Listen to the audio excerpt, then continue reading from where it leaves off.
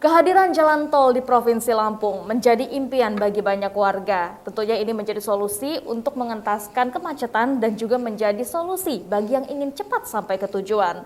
Tetapi kewaspadaan jangan sampai hilang dan akhirnya menjadi petaka bagi setiap orang. Kali ini kita masih dalam pembahasan dalam bedah tajuk bersama dengan Mbak Sri Agustina, Mbak Cici. Nah, kita tadi sempat membahas ternyata faktanya petaka di jalan tol menjadi urutan ke-7. Mesin pembunuh. Ya. Wah, ini kan sebenarnya bahaya banget. Ya. Kalau untuk di Bandar Lampung, di Provinsi Lampung, bagaimana menurut Ya. Mbak Cici? Di Provinsi Lampung ini kehadiran jalan tol itu masih cukup baru ya, sejak diresmikan oleh Presiden Jokowi.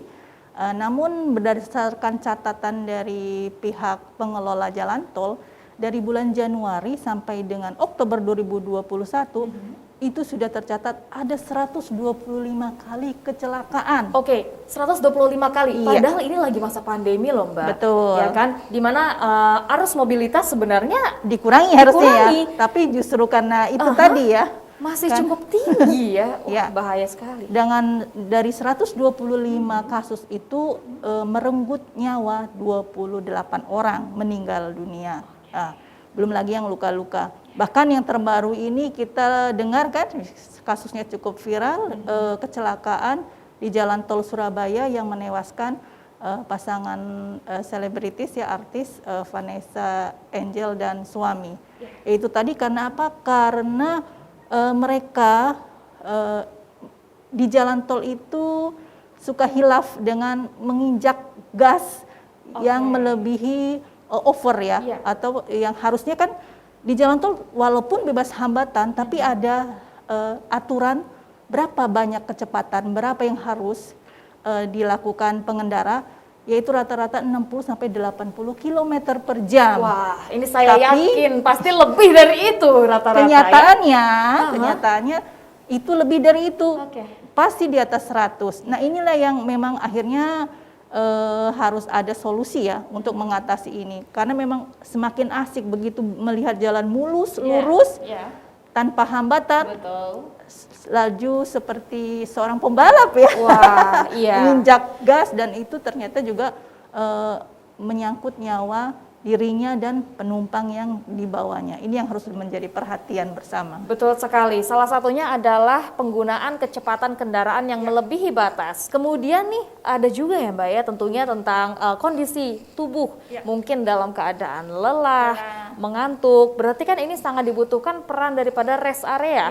Nah, kalau untuk di Provinsi Lampung sendiri, apakah tol sudah memenuhi untuk syarat dari rest areanya? Sudah cukupkah, Mbak? Ya, kalau rest area memang sudah didirikan, tapi cuman beberapa yang sudah istilahnya sudah ready ya, sudah siap beroperasi ya.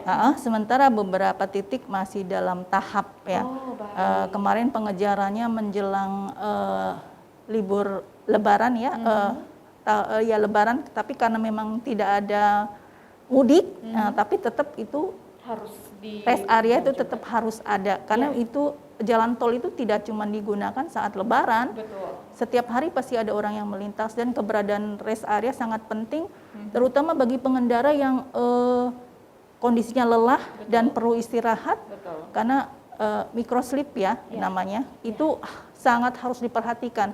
Sebentar saja kita merasa terlena, tiba-tiba sudah celaka gitu. Baik. Hanya beberapa detik hitungannya, nyawa bisa menjadi taruhannya. Tentunya masih banyak faktor lainnya ya, daripada tentunya kecepatan yang melebihi batas, kemudian juga kondisi fisik yang tentunya harus fit, dan yang pasti juga kondisi dari kendaraan dan juga jalan yang dilewati ya. Nah itu bagaimana?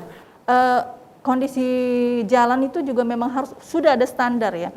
Ada beberapa jalan yang memang gelombang atau kemiringannya atau pas tikungannya itu tidak memenuhi ya. Itu yang sering terjadi di misalnya di daerah Jawa situ ya, di Cipali segala macam, itu sangat sering terjadi kecelakaan. Itu mungkin berdasarkan kontur memang harus ada perbaikan ya. Nah, kalau di Lampung juga kondisinya banyak jalan yang cepat rusak. Nah, ini juga harus menjadi perhatian. Beberapa titik ada perbaikan jalan, dan itu juga mempengaruhi. Sebenarnya kalau pengendara lebih waspada, dia tahu dia tidak akan terlalu menginjak rem Jadi sesuai dengan aturan, misalnya 80 km per jam gitu kan, insya Allah dia akan selamat lah ya. Oke. Nah, itu Sambil tadi. tentunya infrastruktur harus tetap disesuai dengan standar jalan tol yang ada Ya, itu. tentunya harus terus dibenahi, Betul. apalagi kita sebentar lagi akan menjelang libur Nataru. Natal dan Tahun Baru ya Mbak ya. Ya. Tentunya kita juga harus mewaspadai melonjaknya tingkat mobilitas warga melewati jalur tol tersebut dan juga tentunya bagaimana kondisi dari jalan tersebut begitu ya Mbak ya. Nah, tapi bagaimana Mbak upaya dari pemerintah sendiri tentunya terhadap kasus jalan tol ini yang banyak merenggut korban? Ya, beberapa memang sudah dilakukan penelitian atau peninjauan ulang terhadap titik-titik kerawanan di jalan tol ya. Mungkin di situ ada hal-hal secara teknis ya yang harus diperbaiki. Kemudian juga kondisi jalan sebenarnya kalau menurut ahli, ini saya mengutip juga para ahli bahwa kondisi jalan yang beton dengan roda mobil, roda ban itu tidak menggigit. Oh, gitu. baik. Ketimbang aspal. Jadi memang lebih ideal aspal. Tetapi kalau aspal ini memang lebih banyak biaya untuk perawatannya ya lebih tinggi ketimbang cor-coran beton. Nah, tapi ini juga harus menjadi perhatian ya, menimbang karena melewati jalan tol kan bayar. Betul. Keselamatan juga harus menjadi prioritas dong Oke, harusnya. itu poin sekali ya Mbak Cici ya, Betul. karena kita juga tidak cuma-cuma untuk Betul. melewati jalur tersebut. Seharusnya memang penggunaan dari uang tersebut bisa untuk membenahi sesuai yang ditentukan. Nah, selanjutnya menurut Mbak Cici, apa solusi yang harus kita lakukan tentunya agar membuat jalur tol ini sesuai dengan tujuannya, yaitu untuk mengentaskan kemacetan dan bukan menjadi petaka Ya. dan menimbulkan banyak korban. Ya, yang pertama pasti adalah pengendara harus menyadari itu bahwa jalan tol memang jalan bebas hambatan, tetapi harus dalam tetap pengendalian, terutama dalam kecepatan, kemudian kelelahan. Kalau memang tubuh tidak merasa fit, lebih baik beristirahat. Ya. Kemudian dari pengelola jalan tol juga harus ada semacam rest area, kemudian juga alat yang mengukur kecepatan. Di beberapa titik sudah ada dipasang. Jadi kalau memang dia melebihi kecepatan yang ditentukan, itu sudah dapat peringatan. Jadi begitu pas di pintu tol ya, pintu di tol itu akan dapat peringatan atau teguran. Dan ini efektif juga. Oh iya, jadi menyadari pengendara, oh ternyata saya sudah terlalu ngebut, sudah melebihi dari standar yang diharuskan. Gitu. Ini penting juga.